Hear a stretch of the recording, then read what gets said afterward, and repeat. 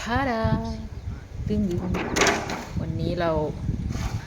ได้ทุเรียนมานะคะนี่ภูนี้160 บาทขีดละ49 บาทนะคะแล้วพอซื้อเสร็จนะมาเห็นอีกเจ้าหนึ่งขาย79 บาทไม่รู้ว่าโลละ79 บาทหรือขีดละนะคะ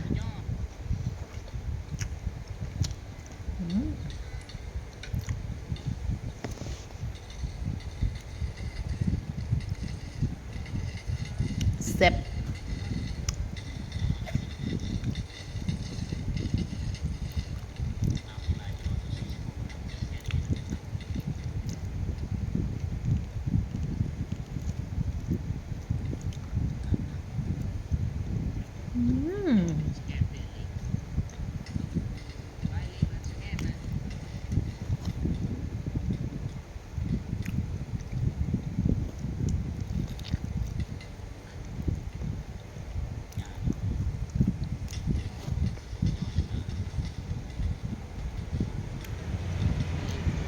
แซ่บมาก